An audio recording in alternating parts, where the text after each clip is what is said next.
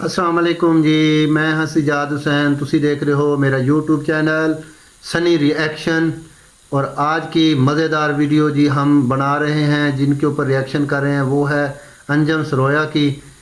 उम्मीद करते हैं इंशाल्लाह आपको वीडियो पसंद आएगी। बग़ैर टाइम वेस्ट किए चलते हैं आज की वीडियो पर। चलें जी, देखें और कमेंट में अपनी राय लाजमी दीजिएगा। अगर आपने अभी तक हमारे चैनल को सब्सक्राइब नहीं किया, सब्सक्राइब कर दें और बेल आइकॉन को लाजमी दबा दें ताकि हमारी नई वीडियो आप तक जल्द अज जल्द पहुंच सके। चलें जी, चलते हैं आज की वीडियो पर। अस्सलाम वालेकुम। ਸਿਆਣੇ ਕਹਿੰਦੇ ਵੀ ਨਾਈਆਂ ਦੀ ਕੁੱਤੀ ਨਾ ਸ਼ਿਕਾਰ ਨਹੀਂ ਫੜ ਸਕਦੀ, ਵੀ ਜਿਹਨੂੰ ਬੈਠਿਆਂ ਲੱਭ ਜੇ। ਇਸ ਟਾਈਮ ਦਰਜਾ ਹਰਾਰਤ ਫੁੱਲ ਠੰਡਾ। ਲੈ ਅੱਜ तीसरा दिन हो गया। अच्छा नाज़रीन, इनकी जो वीडियो होती है ना वो फ़नी, उसमें फ़नी तरीके से जो है ना ये हकीकत बयान करते हैं। उसमें फ़न भी होता है, मजाक भी होता है और हकीकत भी बयान। ਵੀ ਪਾਣੀ ਮੂੰਹ ਨੂੰ ਲਾ ਕੇ ਨਹੀਂ ਦੇਖਿਆ, ਕਿਉਂ? ਵੀ ਪਾਣੀ ਪੀਵਾਂਗੇ ਮੂੰਹ ਤਾਂ ਆਊਗਾ, ਫਿਰ ਪਾਣੀ ਦੇ ਮੱਥੇ।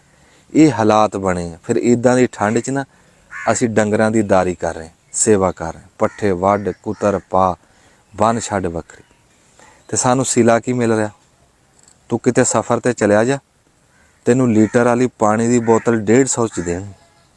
ਤੇ ਇਸ ਟਾਈਮ ਸਾਡਾ ਖਾਲਸ ਮੱਝਾਂ ਦਾ ਦੁੱਧ ਪਾਣੀ ਦੇ ਲੀਟਰ ਤੋਂ ਵੀ ਘੱਟ ਰੇਟ ਤੇ ਜਾ ਰਿਹਾ। ਜੇ ਦੋਧੀ ਨੂੰ ਕਿਹਾ ਵੀ ਰੇਟ ਵਧਾ ਦੇ, ਕਹਿੰਦਾ ਕਿ ਹੁਣ ਸੂਆ ਆਮ ਪਿਆ। ਇਹ ਵੀ ਸਾਡਾ ਕਸੂਰ ਹੈ। ਵੀ ਅੱਗੇ ਬਿੱਲ ਜਮ੍ਹਾਂ ਹੋ ਜਾਂਦਾ ਸੀ, ਲੈ ਹੁਣ ਉਹ ਵੀ ਕੋਈ ਨਹੀਂ। ਫਿਰ ਮੈਂ ਲੋਕਾਂ ਤੋਂ ਹੈਰਾਨ ਆ, ਉਹ ਨੀਰਾ ਕੈਮੀਕਲ, ਉਹ ਡੱਬੇ ਵਾਲਾ 250-300 ਨੂੰ ਕਿਲੋ ਲੈ ਕੇ ਪੀ ਜਾਂਦੇ, ਸਾਡਾ 100-100 ਵੀ। ਫਿਰ ਉਹ ਕੰਪਨੀਆਂ ਦੀ ਤੂੰ ਬੇਸ਼ਰਮੀ ਦੇਖ। ਉਹਨਾਂ ਨੇ ਮਸ਼ਹੂਰੀ ਬਣਾਈ ਬਈ ਉਹ ਬੰਦਾ ਧਾਰ ਚੋ ਕੇ ਬਾਲਟੀ ਰੱਖਦਾ, ਉਹਦੇ ਤੇ ਕਾਟੀ ਲਾਈ ਆ ਕਿ ਸਿਹਤ ਵਾਸਤੇ ਠੀਕ ਨਹੀਂ। ਨੂਰ ਖੁਦਾ ਦੀ ਉਹਨਾਂ ਨੇ ਬੇਦਬੀ ਕੀਤੀ ਵੀ ਤੁਸੀਂ ਡੱਬੇ 'ਚ ਕਿਹੜਾ ਪਿਓ ਵਾਲਾ ਉਹ ਹਾਥੀ ਚੋ ਕੇ ਪਾਇਆ ਉਹਦੇ 'ਚ? ਮੱਝਾਂ ਤੋਂ ਅੱਗੇ ਕਿਹੜਾ ਦੁੱਧ ਹੁੰਦਾ ਹੈ? ਕੈਸੇ ਬੇਸ਼ਰਮ ਬੰਦੇ। ਵੀ ਇੱਥੇ ਬੰਦਿਆਂ ਨੇ ਦੁੱਧ ਵੇਚ ਕੇ ਕਿਸੇ ਨੇ ਸੌਦਾ ਲਿਆਉਣਾ, ਕਿਸੇ ਨੇ ਦਵਾਈ ਲੈਣੀ। ਲੈ ਹਰ ਸ਼ੈ ਦਾ ਰੇਟ ਵਧਿਆ, ਦੁੱਧ ਦਾ ਵਧਿਆ ਹੀ ਨਹੀਂ। ਸਾਨੂੰ ਐਸਾ ਉੱਲੂ ਬਣਾਇਆ ਹੈ। ਇੱਥੇ ਉਹ ਹਿਸਾਬ ਆ, ਇੱਥੇ ਤੜਕੇ ਇੱਕ ਬੰਦਾ ਆਇਆ, ਕਹਿੰਦਾ ਯਾਰ ਨਾਦਰਾ ਦੇ ਵਿੱਚ ਕੋਈ ਦੁਆ ਸਲਾਮ ਹੈਗੀ? ਮੈਂ ਕਿਹਾ ਖੈਰ ਹੋਵੇ। ਕਹਿੰਦਾ ਯਾਰ ਮੇਰੀ ਜਨਾਨੀ ਕਹਿੰਦੀ ਆ ਵੀ ਮੈਂ ਨਾਂ ਬਦਲਣਾ, ਵੀ ਅੱਗੇ ਉਹਦਾ ਪ੍ਰਵੀਨ ਆ, ਵੀ ਕਹਿੰਦੀ ਆਸੀਆ ਰੱਖਣਾ। ਮੈਂ ਕਿਹਾ ਯਾਰ ਤੇਰੇ ਨਾਲ ਗੁੱਸੇ ਆ ਤੇ ਤੂੰ ਉਹਦਾ ਆਖਾ ਮੰਨਿਆ ਕਰ, ਵੀ ਸਲੂਕ ਨਾ ਰਿਹਾ ਕਰ। ਕਹਿੰਦਾ ਯਾਰ ਮੈਂ ਤੈਨੂੰ ਕੀ ਕਹੀ ਜਾਣਾ, ਤੂੰ ਅੱਗੋਂ ਕਿਹੜੀ ਗੱਲ ਕਰਦਾ? ਮੈਂ ਕਿਹਾ ਯਾਰ ਜਨਾਨੀ ਤੇਰੇ ਤੇ ਗੁੱਸਾ ਕੱਢਣ ਨੂੰ ਫਿਰਦੀ ਆ, ਵੀ ਜਨਾਨੀ ਤੇਰੀ ਤੇਜ਼ ਆ, ਤੈਨੂੰ ਉੱਲੂ ਮੈਂ। ਕਹਿੰਦਾ ਉਹ ਕਿੱਦਾਂ? ਮੈਂ ਕਿਹਾ ਚੱਲ ਮੰਨ ਲਿਆ ਆਪਾਂ ਉਹਦਾ ਨਾਂ ਬਦਲਤਾ ਹੈ, ਆਪ ਤਾਂ ਬਣ ਗਈ ਉਹ ਆਸੀਆ, ਤੈਨੂੰ ਤਾਂ ਫਰਾਉਨ ਬਣਾਤਾ ਕਿ नहीं? उम्मीद करते हैं नाज़रीन आपको वीडियो पसंद आएगी। अंजम साहब की बातें बड़ी ज़बरदस्त और फ़नी होती हैं, मुझे तो बहुत पसंद है।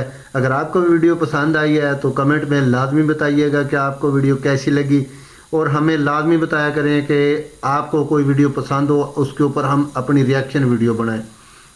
अगर आपने अभी तक हमारे चैनल को सब्सक्राइब नहीं किया प्लीज़ कर दें, इसमें आपका कुछ भी नहीं जाना।